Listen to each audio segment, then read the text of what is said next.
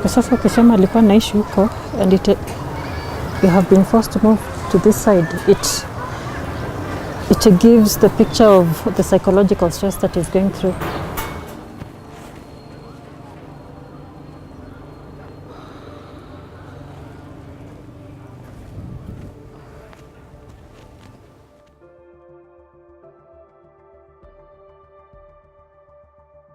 Eight months into my pregnancy, I came back to town, having been working out of town, and I found him with a wedding band. And I asked him what that was, and he said he didn't know, that it was a long story. I just had to give myself courage and move on with my pregnancy and have my child. About 2 years after that, we started talking about the boy going to school, and that's when he started showing reluctance about committing himself to the needs of the child.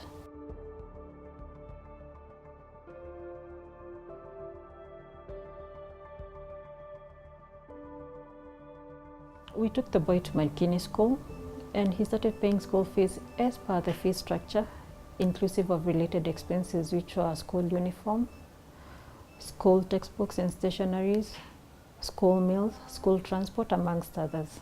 Towards the end of the 5th year, he started causing trouble. He'd be reluctant sending school fees. Sometimes it would even come late. He'd choose for related expenses to pay for, and he'd refuse to pay for others. So I took my son home, and we had to go and look for another school.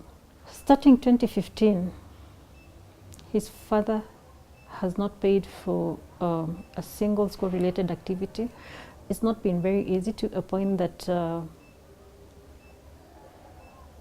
the child has been attending school very, very sporadically in the last few years, which is not good at this particular point in time, because he's currently in class 7, and come next year he's supposed to go to class 8 and take his class 8 exams. I went back to court again, now on a notice to show cause, to complain that he does not pay for related expenses and he does not pay for medical co-payment. A warrant of arrest was issued on this instance. They were served about 3 times to come to court for the particular hearing. They refused to come. When the warrant of arrest was issued, that's when they came running, and they said that they needed a chance to be heard.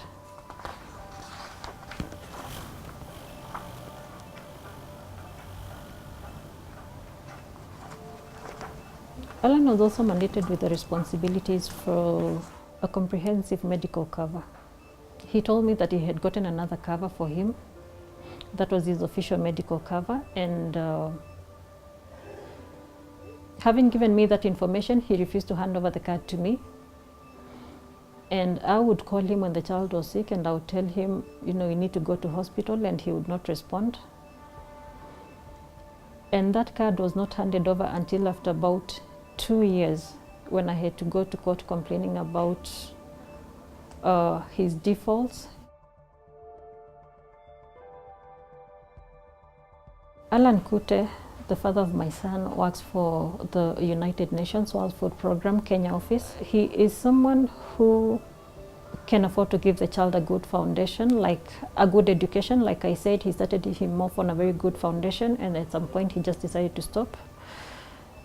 And he has no main reason to say that he cannot, you know, afford to contribute towards the needs of this child. But about 2 weeks ago, he sued me for exposing his default for the court orders that are in place for him to contribute towards the needs of a child. And it is shocking that someone can actually pay a lawyer to go to court to, you know, try to convince the court that this child does not deserve either a good education or does not deserve this, rather than channel those funds or those monies towards the needs of a child. The last time he saw his son was when he was about 3 or 4 years. I remember he was either in nursery or pre-unit.